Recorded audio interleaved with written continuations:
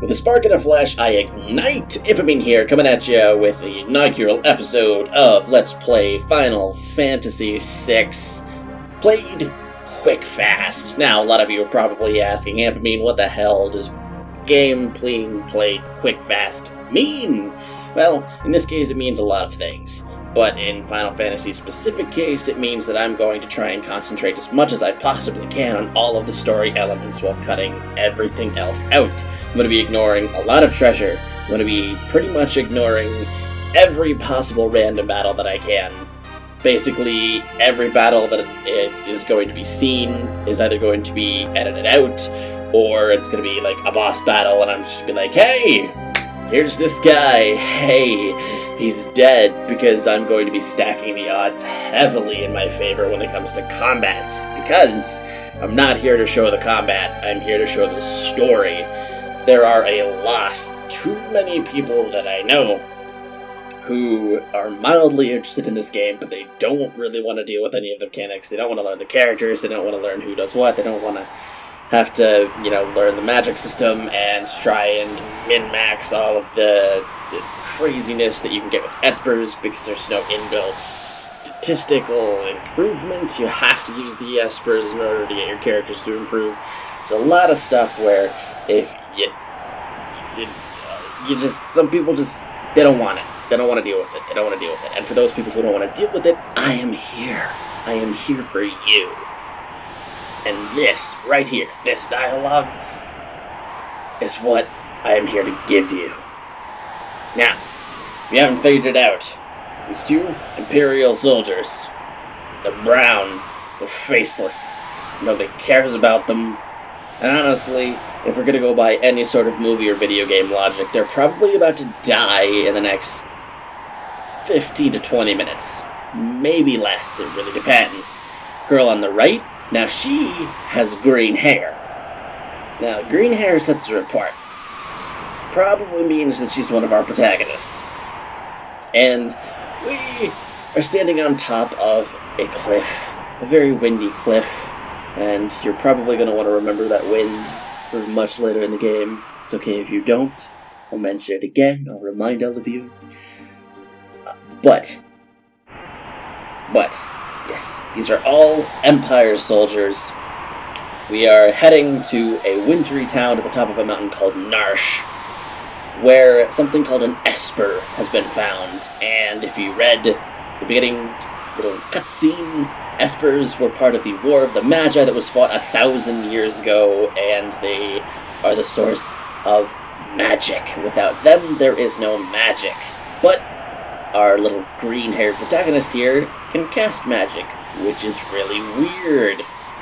But we're here to invade Narshe. We're gonna steal all the stuff that we want, which is mainly the esper.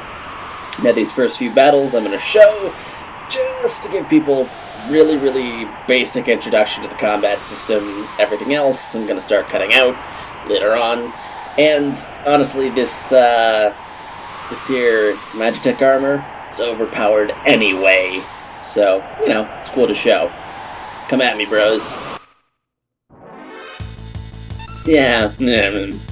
Alright, so, you'll notice our specific protagonist has a lot more options than the other two do.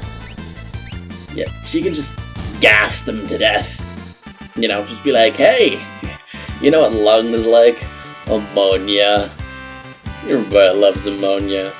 Here's a bunch of stuff that's gonna go by because I am a horrible cheater, because I want things to go quickly. I want things to go quick fast. Because sometimes things don't go quick fast in order for them to go much more quick fast later. And this is exactly what's gonna be happening here. So, as we advance through this town, the Narshe militia is going to try and stop us. And in pretty much every case, they are going to be horribly smacked down. There is one case, I believe, where we meet a guard and don't just completely fry him somehow. But I believe that's because he runs away while we're busy with something else. So, Yeah, see, these guys are pretty brave. They hesitate for just a second, but you know, they still attack. That takes guts. Now, see, this guy, I'm gonna try and transfer to another dimension. I didn't transfer him to another dimension, so I'm just gonna let him on fire with one of the other two guys. Yeah, you can see they're doing really no damage, even to the ones, you know, that aren't super overpowered, and we're just completely one-shotting them. We would be one-shotting them regardless of what level we were at, even if we weren't getting 5 billion experience points at the end of every fight. So, this time, they try to use a little bit of, you know, tactics. It's alright, okay, that kind of makes sense. Now, things like Bioblast, you think they target all enemies, but they don't. They can only target one side of enemies. So we're gonna have them target that side, and then just fry the other guy. No problem. Everything's copacetic and cool, even though the gas covers us too, in this case. And, yeah, it's not fair, but that's exactly the point. Because honestly, the Empire is really, really strong. They have access to these magical robots that spit these giant beams of fire that do terrible things to skin. And, in this case, you can also see, alright, they've got mammoths. And I'm just gonna gas them all, because you know what? Not even mammoths, woolly mammoths, are immune to ammonia. It's not good to breathe. Seriously, don't breathe that stuff. It's bad juju in every possible way. And the mines, where we think the Esper is, maybe this one? Yeah, this is really good military intelligence. Now, that blue thing over there to the left, save point. But we don't need no stinking save points. We're too amazing for save points. Okay, well, there's a barrier. We're gonna light it on fire? That seems like the most sensible option, but, you know, I don't really know. Or you could just, you know, slam the entirety of your mech into it. That works. I doubt it's really good for density, you know, outer structure, though. Ah, great, it's this guy. Won't hand over the Esper. Yes! Yes, everybody's been saying that, and they're all dead. If you go back, you will find nothing but dead people. Fried, gassed. It's not gonna end well for you. Unless, I don't... Welk? Welk. Briefing. Okay, apparently we were briefed about this, but... I don't know, I guess we have amnesia. Stores that no attack to shot. Okay, got it. So this is a chance that we have to show off the tech missile. It is by far this little gal protagonist's strongest attack, well in her Magitech armor. Yeah, it's not supposed to one-shot the boss, but even if you're not super duper like I am, it will still do massive amounts of damage. And that boss is a gimmick boss. Its head will retract inside its shell, and you're not supposed to attack its shell, otherwise it counters with a really painful lightning attack, so it's still really not that hard, even if you're just using regular characters. It's a tutorial boss. But we have found a giant bird thing trapped in ice. The frozen Esper. It is glowing! How could that possibly be a bad sign? Uh-oh. We're in battle and we're getting vaguely spooky music. Oh no. Okay. Okay, are you asking me if I know something you don't, or are you asking her if she knows something you don't? Also, it makes noise when it gleams with an eerie light. I don't really know how that works, but you know what? I'm just here to do stuff and commentate on things like how that man just disappeared for absolutely no reason. Nah, Wedge! No! Wedge!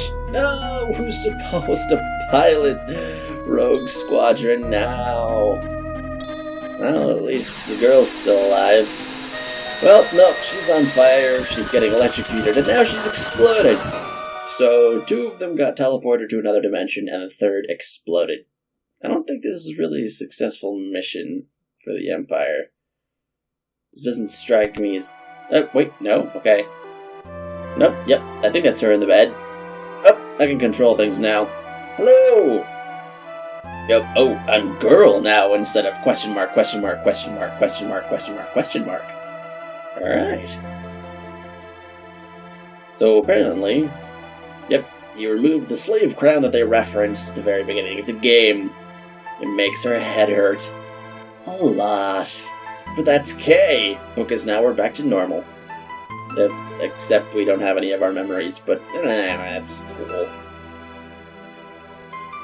A mysterious young woman controlled by the Empire and born with the gift of magic. Her name is Terra! This is one thing that I absolutely hate about this game. By default, all of the characters' names are put in all caps, which makes it sound like everybody is screaming everyone else's name every time they're referenced. Because here, my name is Terra! And not just like, my name is Terra. You gotta make them be normal people. I will force these people to at least be sort of normal people over the course of this game. And don't get me wrong, one of the most amazing strengths in this game is its story and its characters and their character development. So if I can make their character development less weird and stupid, I'm gonna do it. I'm gonna do it. So, turns out, Narshe guards know we're here, and they're kind of after me, and they probably aren't gonna give much of a crap about the whole slave crown thing, because they're, well, I would call them dicks, but we did just kind of crispify and gas about 4,000 of their militiamen mates. I don't really know what to call them, but, yeah. You'll notice here that Terra is moving very, very speedily. Now, this is part of the thing. There are relics. One of them are the sprint shoes, but I'm using they're often called cheats, to move extra fast and remove random battles, because not moving fast is not quick fast, and random battles are also not quick fast. Treasure chests, also not quick fast. But, in this case, there's actually a good reason, even if you're not trying to do things quick fast, to leave those treasure chests there. Because if you leave them, then eventually they will actually transform into better and better loot. So, just kinda let them sit, and then fall down this hole, and you'll be fine.